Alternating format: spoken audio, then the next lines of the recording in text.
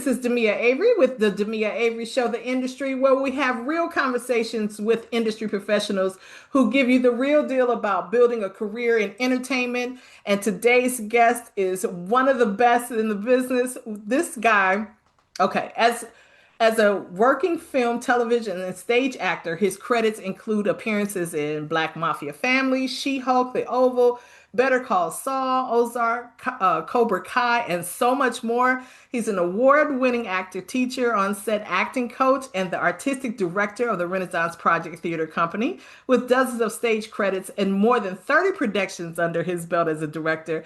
At the heart of his teaching is a belief I absolutely love. Every actor deserves a chance. So hit that like button, subscribe, and turn on those notifications. We got a lot to talk about, and we're going to have some fun doing it. Please welcome Michael H. Cole. Welcome. Very nice to meet you. Nice to meet you too. So we're going to jump right on in here. Okay, so Michael, you've been an actor, director, acting teacher, an acting set, acting coach. So when you watch a movie at home, can you actually enjoy it, or are you sitting there going, "No, I don't believe him. Do it again." It does creep in. I mean, we just saw the Odyssey, and Hmm. I do love it when I can buy into the contract that the director's trying to create with us as an audience Hmm. and get lost in it Yeah. and don't think. But sometimes I'll look and go, wow, how did they get that shot? And so yeah, but it's Yeah. if I see theater, it's the same thing with the Renaissance Project. I'll see a play and go, they could have staged that a little bit better. Right. So I would just sit back and relax and enjoy the arts. Love it, love it. Now, you said in previous interviews and everything, every actor deserves a chance, and I love that. Yeah. But every actor who gets a chance may not necessarily be ready for that chance. So, what tells you, okay, this actor is ready to work professionally? Um, boy, define that. Right. Um, because so few actors, we're talking single digit percentages, actually make a living Hmm. in this industry, to say nothing about even theater as well. Theater doesn't pay that well. Yeah. And so the starving artist dynamic is still a part of it. Um, I more see it that the for Georgia, I would say coaching and teaching is selfish Hmm. of me. Hmm. Okay. And the reason is, Hmm. if I can help build up the quality of actor in the South, it will matriculate to casting directors, to talent agents, and to the industry, and bring more industry here, therefore more for me to audition for, therefore selfish. Right. The more I plant seeds here and but I do coachings for people like they're needing help with the self-taping from LA, New York, Wyoming, Hmm. all over, people that I've developed relationships with. Yeah. And but yeah, there's such a lot of passion in the arts Yeah. and conviction and dreams. And okay, let's see if we can give you a shot. Yeah. But you've got to do your part Hmm. Hmm. in order to do it. If you were a dancer, you'd be going to the dance bar every day for 4 hours. Right. Right. What are you doing in acting like that? When was the last time you saw a live play? When was the last time you volunteered your time with a local indie Yeah. or the 24-hour film festival? Right.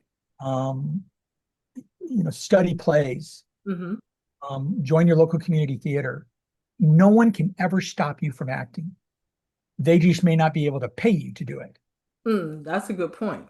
That's a good point. But if you love the craft so much, it really wouldn't matter. I mean, of course, everybody has bills, but Yeah, if you love the craft so much, I agree with you.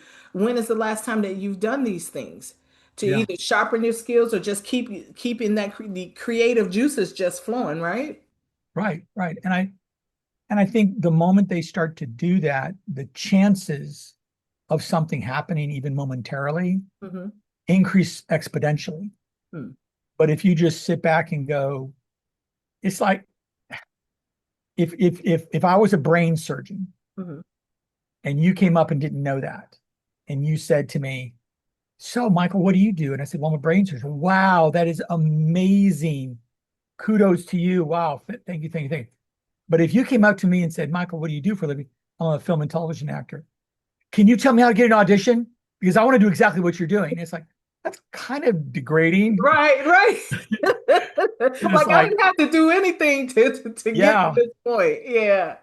And Wow. so it's my uncle did an old television show called The Mod Squad. Hmm. He played Pete Cochran, Okay. the white guy. There was the white guy, the black guy, and the blonde girl. I know the Mod Squad. Yeah, and I grew up around him. He's my namesake. He's Michael Charles Cole. I'm Michael Highland Cole. He's my dad's brother. Okay. And so I grew up on the sets of the Mod Squad and several other Paramount, Hmm. seeing different things being shot and whatever. And I thought it was boring.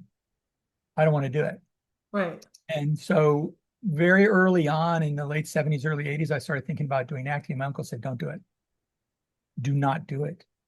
Why? It'll kill you. It is hard. It's rejection every week. Hmm. Do you really want to? I said, well, let me just see. About 8 and 9 years later, Hmm. talent agent wanted to sign me after seeing me in something Yeah. and immediately send me on an audition. So I contacted my uncle. And I said, so he said, so you're going to do this, huh? I said, I'd like to give it a shot. Let's just see. He said, fair enough.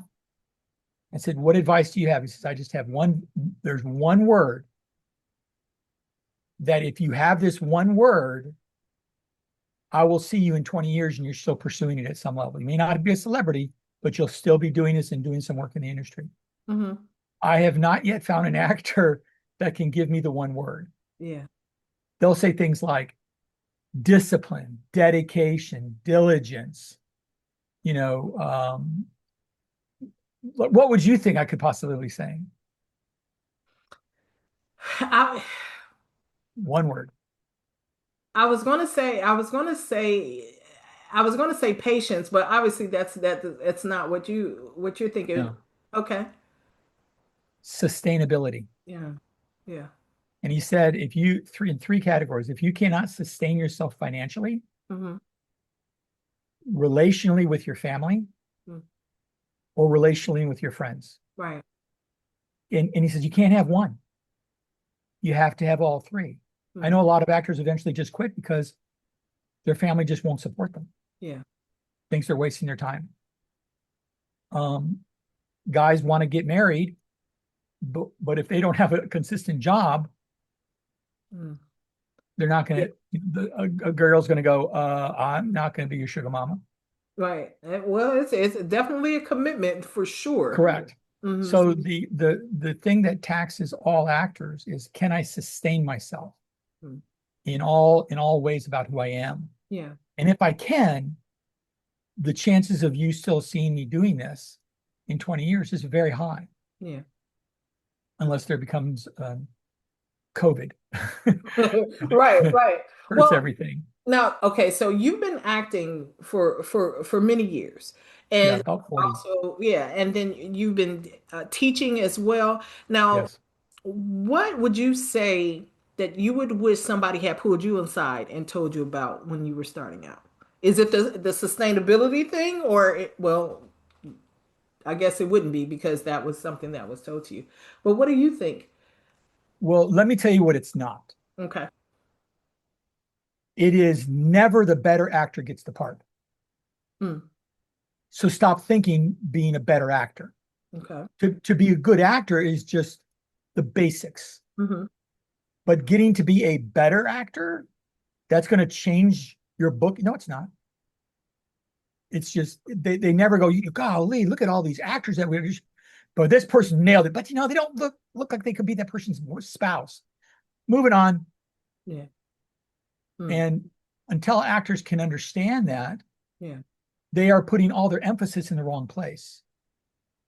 There's to me, like your talent agent, or if you got a manager, are you good at building a relationship and maintaining that relationship with them? Hmm.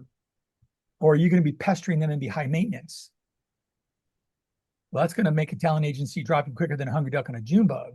But a lot of people, a lot of actors don't understand that though, you know? Correct. And Hmm. they better. Hmm. When you look at, let's say, SAG-AFTRA, Hmm. 160 some odd thousand members. 95% of them cannot earn a full living on us. And about 85% can't even afford health benefits. Wow. Wow. So the percentage of actors that are actually making it are single digit numbers. And there's a phrase that I think we gloss over so much, and it's called a lucky break. Mm-hmm. Okay, great. I've been in a lot of really wonderful pieces, but I've also been in pieces that were sleepers, gigs that just didn't really do well. Well, you don't want to be associated with something that doesn't do well. Right. Because they're just going to bypass you. Yeah. And so it's a very, very tough business to get into and to maintain and sustain yourself in. Yeah. But if you have a good relationship with your family, mm-hmm. and they're there at every premiere at a movie theater, when you're there and they're waiting for that 20-second piece of you saying your one or two lines, and then, oh, wow, they shot you from behind. We never got to see your face. Yeah. Or they edited me right out, and your family still cheers. Right, right. And they go, my son is an actor. And that carries you. Yeah. But more than family, you now need friends who are not actors, yeah, who also support you in this, because you need that kind of support to sustain yourself in this. Yeah. You know what, you said something that sparked a question, and we get this from some actors that, okay, like if you're at a certain status and you're used to auditioning for maybe guest roles or things like that, do you take the small roles, the one-liners, the two-liners, and things like that? Should you reject them or should you take them as well? What do you think about that? I take everything. Yeah. Because I know some of them have problems with that. You know what I mean? Well, I understand, but they're limiting themselves. My uncle also said to me, he said, there's nothing better than to have a casting director beholden to you. And I went, I don't understand. How can a casting director be beholden? How many times have you ever gotten an audition? You went, why am I getting this? I'm not this person. Yeah. In the description anyway, but the casting director knows me. Why is it? Oh, he reminded me, casting directors are not paid hourly. They're paid a commission. They've got to get everything done and bring talent that they think are at least good quality talent that are eligible, but are probably not going to be the ones that book it. But the more actors that they can trust and have a relationship with and go, and we got to bring Michael in for this. I don't think he's going to get it, but he's sure going to make us look good. I hope Michael doesn't say, no, I don't want to do this audition. There have been so many times that I saw a role that was, 5 lines or less. And I decided, yeah, why not? I like the script. It's not, but it's a job. It's work if I can book it. And I get it. And then I show up on set and we start doing the work. Oh, well, actually, we've added about 4 more scenes and we're going to put you on a weekly rate. I didn't see that in the breakdown. Right. And so, yeah. Wow. Yes, I take everything. I think you should. I could see if an actor was booking consistently series regular work and they needed to keep their schedules free. That could be a reason. But I want to work. Yeah. There's nothing like being on set and telling story. Yeah. And doing that in television episodic or a feature film. I absolutely enjoy the process and all the artists that are on set, whether they're PAs or DPs or assistant DPs or whomever, and networking with them or plant seed. I always refer to my actors to say, auditioning is seed planting. Every audition I do, I plant a seed for whatever roles else are going to be offered on this gig. Right. Whatever other projects are going to be offered to this casting director, and whatever other gigs this director that's doing this project is going to be doing.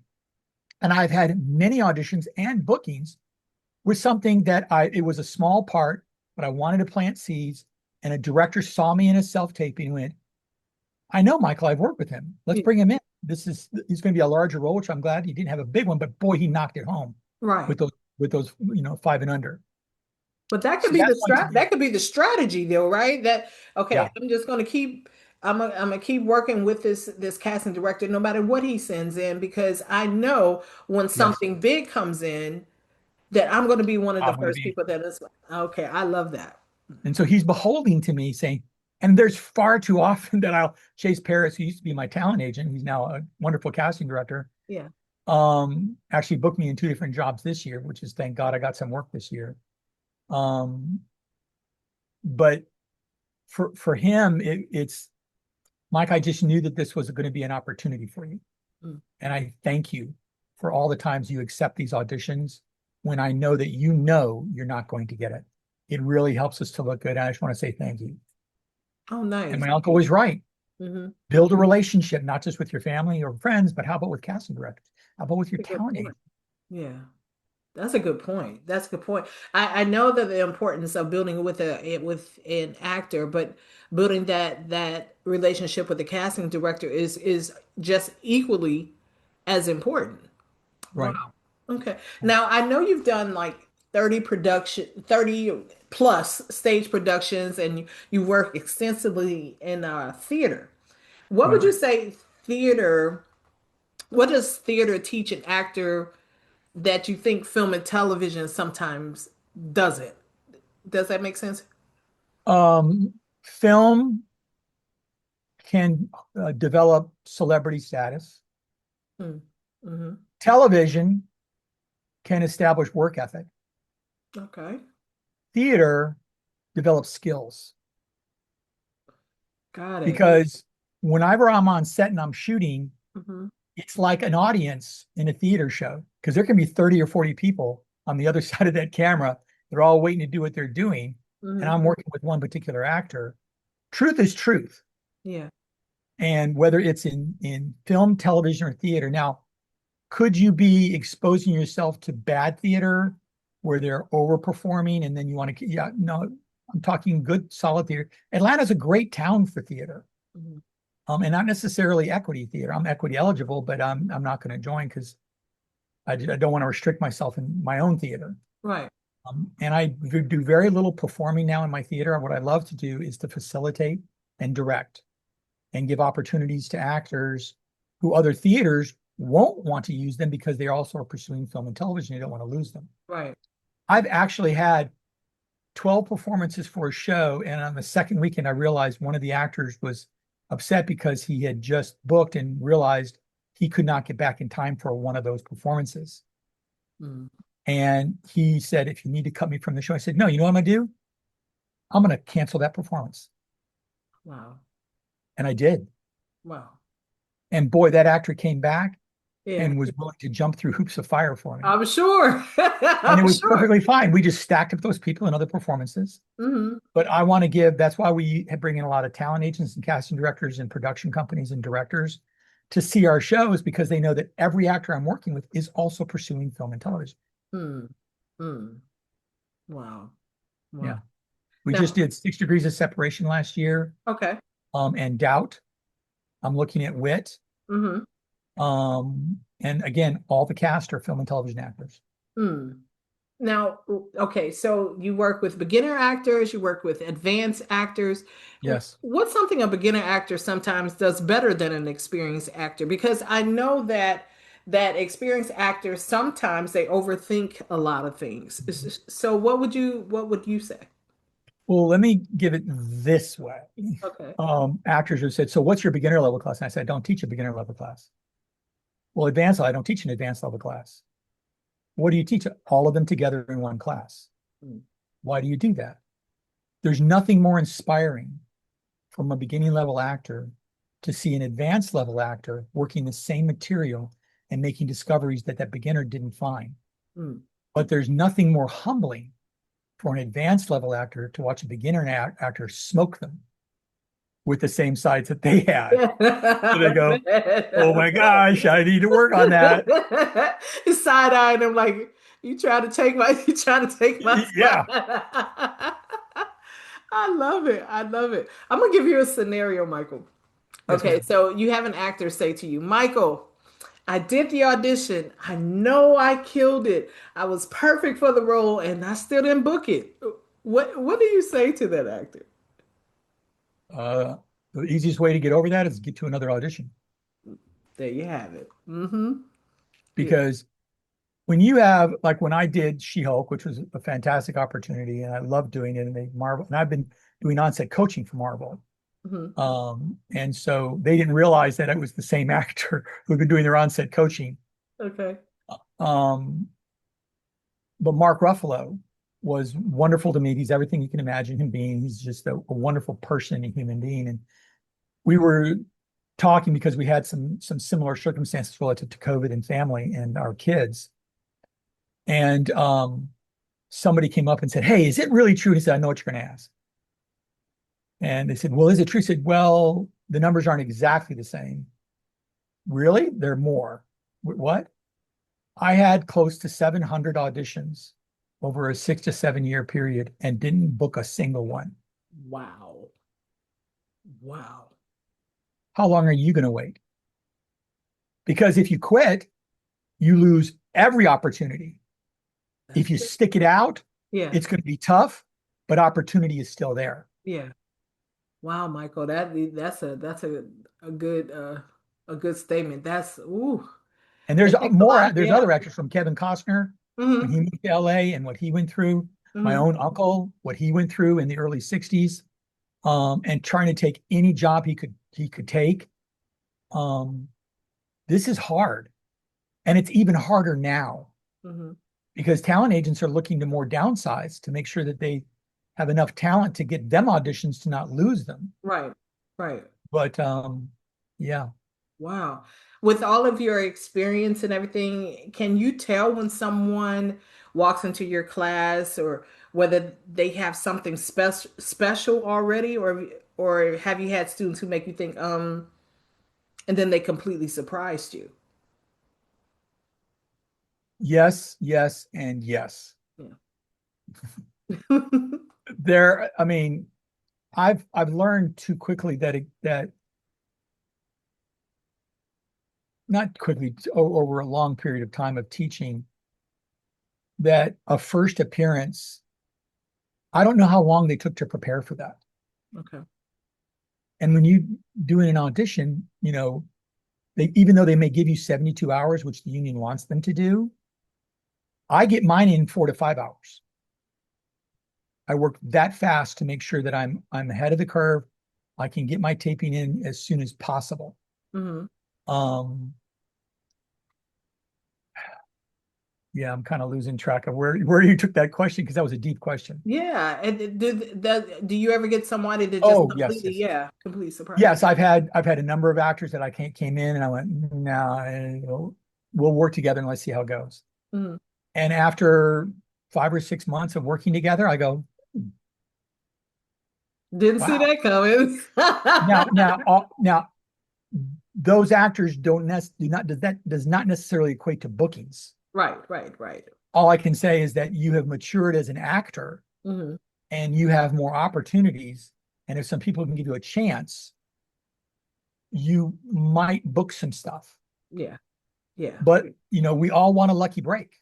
that's right. That's And we know today that that phrase means a lot more than it did when I was first growing up. right. Because you could have a lucky break and be in a show that was not going to do well and it exploded and Yeah. you exploded with it. But Hmm. I could be, like I said before, in a show that tanks and I'm associated with it. My auditions slow down. But yeah, I'm not using what I'm seeing in the actors that are coming to me going, oh, you're going to definitely book stuff. Hmm. I can't, I, I can't. It's like, okay, I'm going to give you can I read the tea leaves at the bottom of the audition cup? Oh, look at the tea leaves at the bottom. Yeah. I can tell you, you're going to have a successful career. I've learned far too often that there are people that book regularly and I could act circles around them Yeah. and they know that. Um, that actually becomes an asset to me because a lot of the roles that I booked, like we were doing Revolution, Hmm. And Chase Paris had asked me to read for this, even though it was third pass. And so I did a self-taping, submitted it, I booked it. And he goes, by the way, I didn't want to tell you, but your scenes are all with Giancarlo Esposito. Wow. You don't have a lot of dialogue, but they wanted an actor that could contend with him Yeah. Yeah.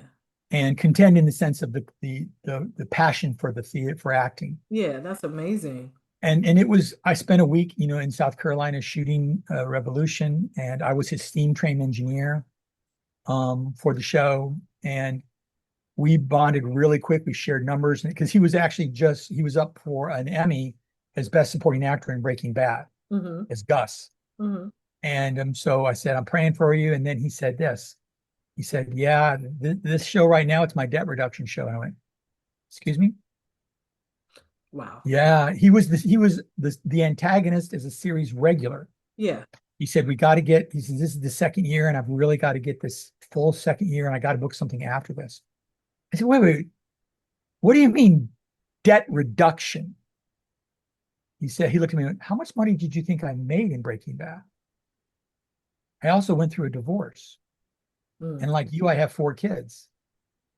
And all of a sudden, the money wasn't all there, and no one wanted to hire me because I was Gus. Mm-hmm. And so I'm blessed that I've got this show because I need it financially. And it did last 2 years. It didn't go to 3 years, Yeah. and he didn't get the Emmy.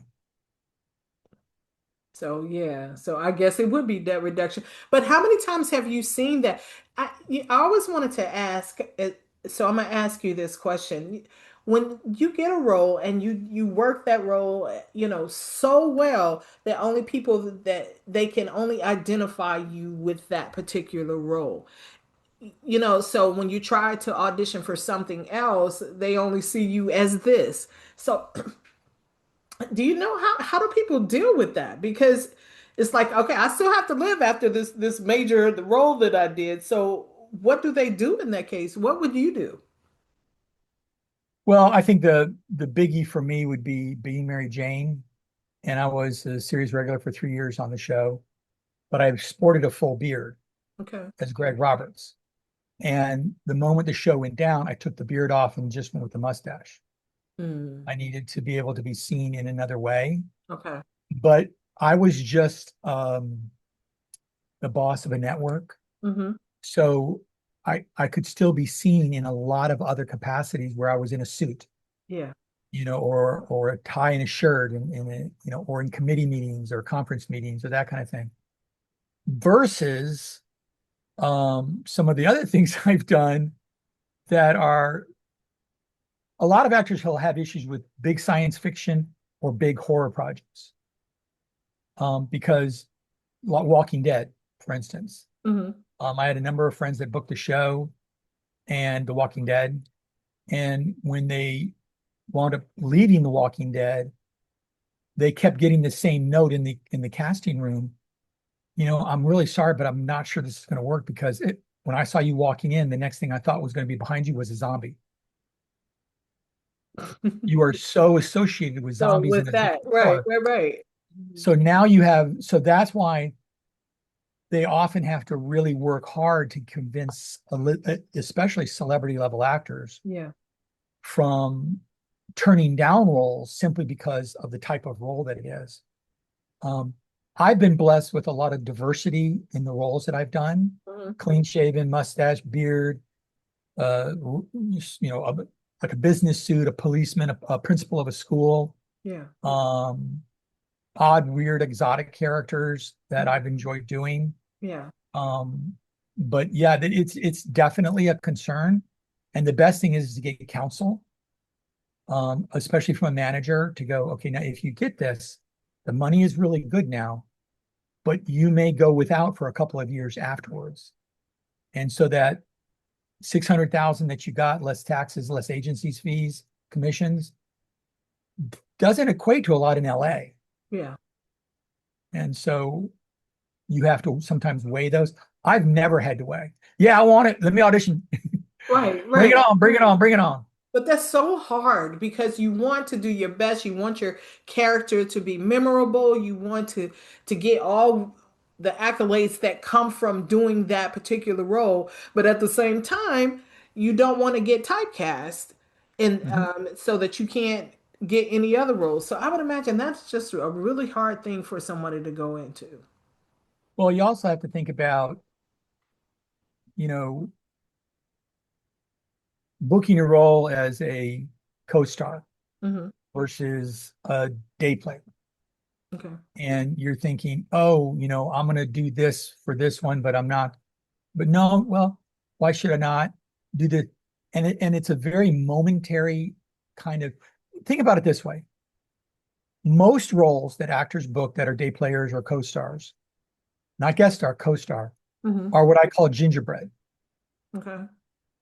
Meaning, you could take a script from a writer's perspective, and let's say it's a feature film, and they break it up into one third, and one third. The first third is character development. All the lead characters in the story were being introduced to them, what their potential journey is going to be. The middle third is the journey Okay. that those characters are going on. The last third is the climax of the story, everything coming in together for a film and what they're doing. So when I get an audition, I immediately look to one thing, top right corner, page number. If I see a page number that's less than 30, I am in the character development sequence and I am not a lead character that's going to continue. I Mm. know my job. Yeah. My job in the storytelling Hmm. is to better allow the audience to define who that character I'm talking to Okay. is experienced. It's selfless acting. I'm not here for me. I'm here for them. Yeah. If my number is like 55, I'm in the journey. What does that mean? My scene could get cut very easily Mm. because it's just not needed to tell the story anymore Right. in how they shot. If I'm in the last third, oh yeah, they're going to keep my scene in there because Yeah. I'm a part of the climax. Yeah. Got it. Okay. That's And a so good. if I'm like debating on two roles and they're both offering me the same role, Hmm. like a job, but they're going to overlap, and I got to decide on one, I Hmm. often look at the page number.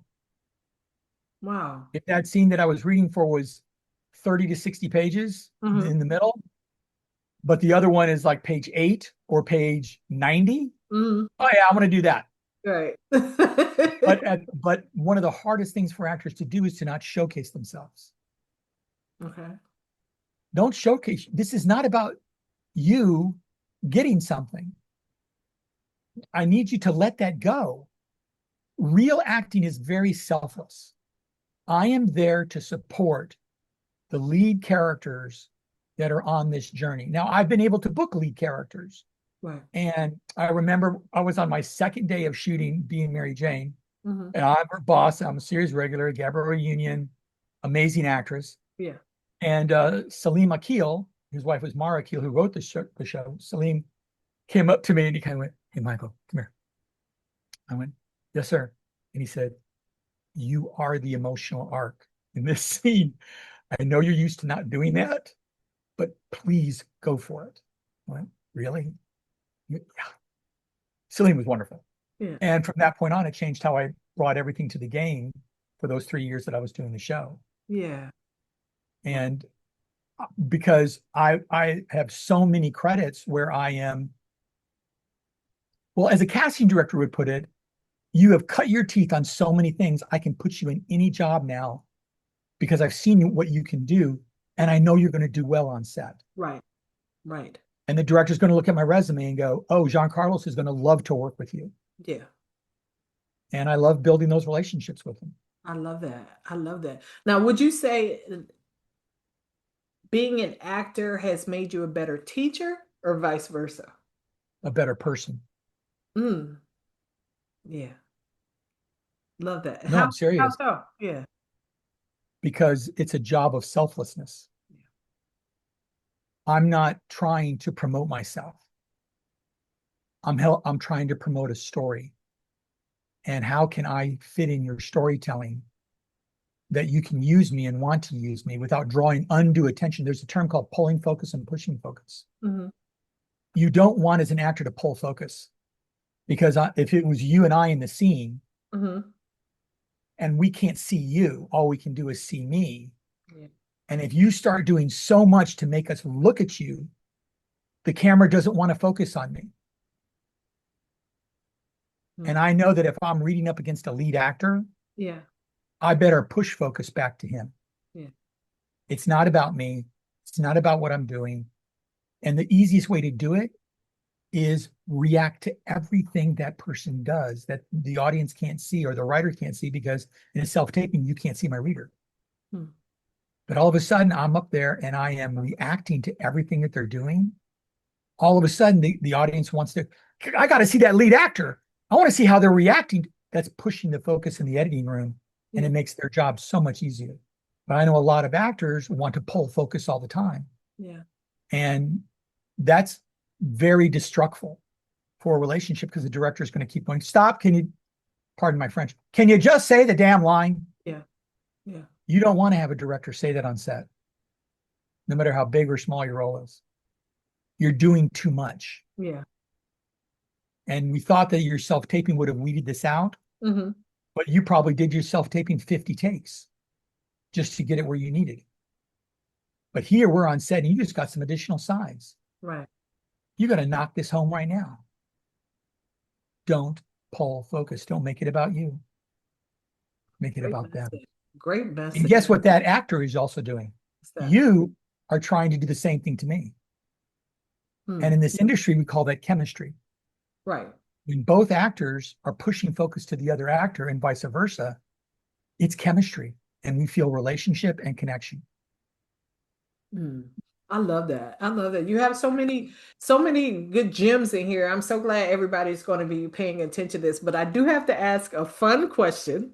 Uh-oh, here it comes. Now, okay, this is fun though. So, reading about you and finding out more about you before this interview, you wear so many different hats. Actor, director, teacher, acting coach, handyman, Beekeeper. beekeeper. Okay, so be honest, is there anything you can't do? And which one requires more patience, actors or bees? Both. I will say this. Uh, Theater taught me to be a jack of all trades, master of none. And because when you're doing community theater, you don't have the resources. mm-hmm. And so I would have a tendency to build every one of the sets with wheels. So if no one was there and I could move it myself, Yeah. I could move it.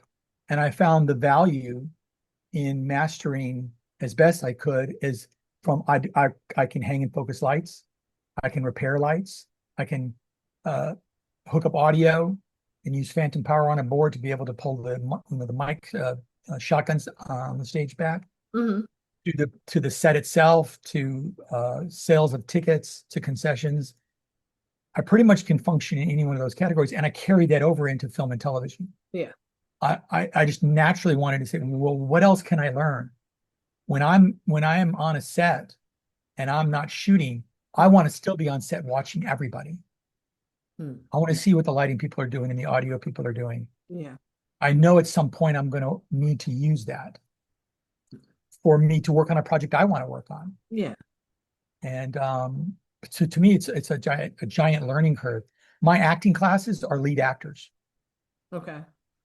Getting to work with them is the best, awesomest training you could possibly get. Yeah. You learn a lot from your actors? Yes. Okay. I think well, actors relative to my theater and my teaching, and also actors that I work with on set. Mm-hmm. I see, when I worked with on the Mule, I worked with Clint Eastwood, and it was the boss.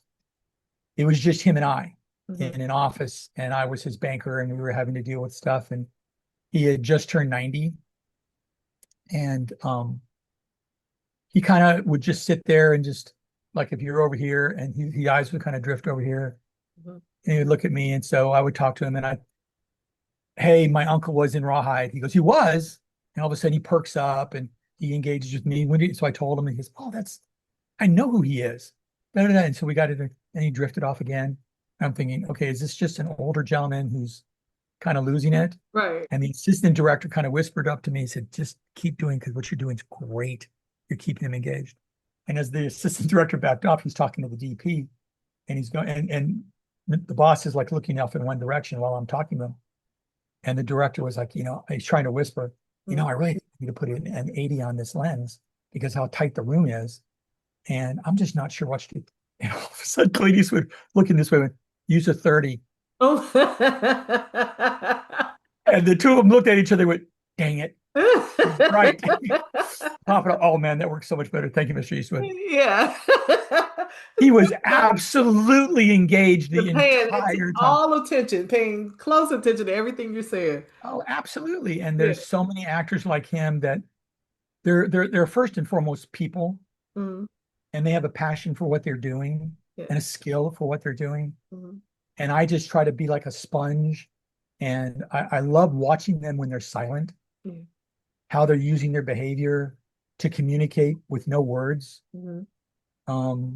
And it's a blessing to be on a set with an actor.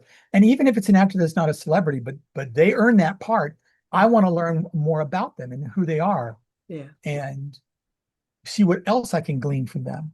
Yeah. Love it. Love it. Now we're going to play on that. We're going to do a couple of questions. Well, more than a couple of questions. It's like rapid fire, but it's a little fun. It's called I'd Rather. I'd rather. Yes.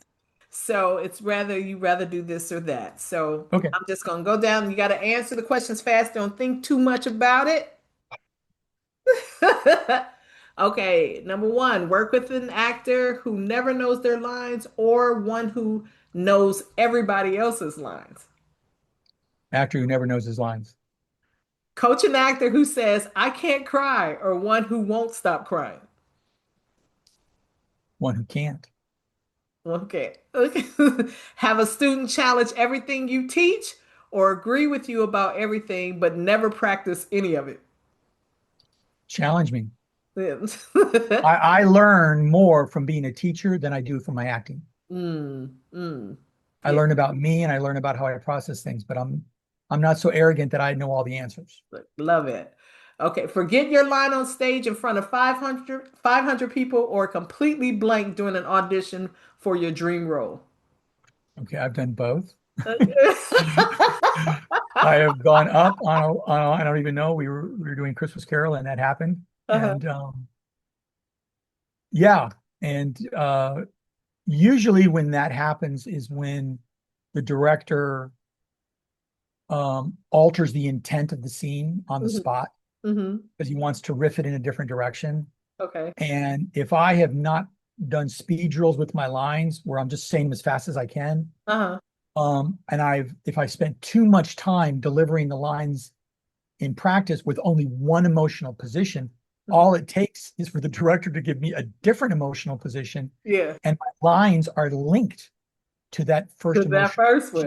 So when that first one goes away, the lines go away. Wow. So I have to hold it up just for a second and just kind of go through it. And because I'm ready, let's do it. Yeah. And then we'll go from there. But no, it's a great challenge to lose a line on stage or to be on stage when an actor loses a line. It's the same thing in film and television because you can also just pause for a second and just keep going. Yeah. The director didn't say cut. Don't ever say cut. Let him say it. Right. Because he may like it. You may think all jumbled up inside. But the director goes, no, man, that was a really good cut. Why did you say that? Why'd you do it? Too funny. Okay, so do 25 takes of one scene or perform the same stage show 8 times a week for a year. I want to do both. Yeah. 8 times a week is a standard run for a successful theater show. And 25 times is what a lot of people do. Now, unless you're working for Tyler Perry, then you do 1 or 2 takes. 1, 2. Right. And that's it. Moving on. And no input. Right. Just do it again. Do it different. Yeah. Too funny. Okay. Work opposite an actor who keeps improvising or one who absolutely refuses to deviate one word from the script. I can function in both, but I love the one who's willing to improvise. That actually happened to me in January with Nate Bargatze's film, The Breadwinner. Mm-hmm. I'd be honest, I did not know right off the cuff who it was by name. I knew him from Saturday Night Live. Mm-hmm. And my wife said, "You got it, this is Nate Berkowski." And I'm a character, Pat, in the egg counter at the grocery store. Okay. And I realized in watching his stuff while I'm on set in my trailer that he loves improv. And I went, I know these lines backward and forward, but I just need to just kind of riff on it while I'm playing around in my trailer for a little bit. Went on set, met him, wonderful guy. He said, "Hey, I know they're still setting up. Let's run the scene." All right, great.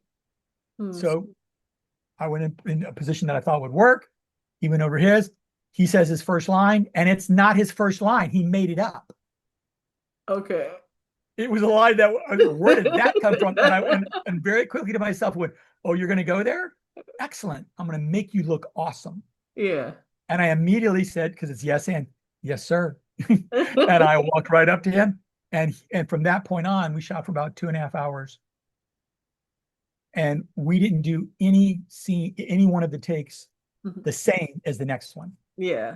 And there were many times that we diverted so much away that we were like just literally making up stuff.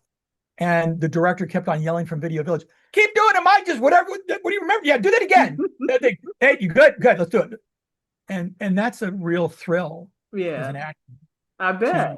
to find that. But I am absolutely prepared for an actor who is very, and I respect that they want to have the lines exactly and honor the writer. Mm-hmm. And I'm going to do that too, Mm-hmm. if that's where they want to go. But if you want to go somewhere else, we could do that too. I can let's dance the tango together, and we can go from there. Uh, Um, and sometimes directors will be kind of cloudy with their direction. A lot of times, Mr. Perry's that way. mm-hmm. What you can take offense to it? No, it's because he trusts you. Yeah. He trusts me. I've worked on 6 of his projects over the years, and I absolutely love and respect him, Mm-hmm. and would work from him in a heartbeat anytime. Yeah. And he can change on a dime, or just, yeah, can we just make you a little more grumpier? Okay, let's do it. I have no idea what he means by that, but I'm gonna just go with it. Yeah. Love that. Okay, just 2 more questions. Okay. It's fine. Have Maybe an 3. actor who is incredibly talented but difficult or wonderful to work with, but needs a lot of coaching. To work with an actor, a very skilled actor who's difficult to work with because he needs a lot of coaching. Would you rather work with an incredibly talented but difficult actor, or a wonderful to work with actor but needs a lot of coaching? I mean, your questions are weird because I like both of the answers, Yeah. and I've got to be able to function in either one of them. Yeah. Um, I find that it's a little easier Mm-hmm. if the actor is a skilled actor, like Giancarlo Esposito. Mm-hmm. He was a joy every single time we read together, and we stuck to the script pretty close. Mm-hmm. And I was not going to be the one to deviate. He was the lead. Yeah. If he deviated, he gave me permission to deviate, Mm. with him. Um, but the other, I kick into teaching mode very quickly, Okay. but within the confines of the character. Okay. And so if I find an actor is missing their lines, I often will feed it back to him. Okay. And the director sees what I'm doing. Yeah.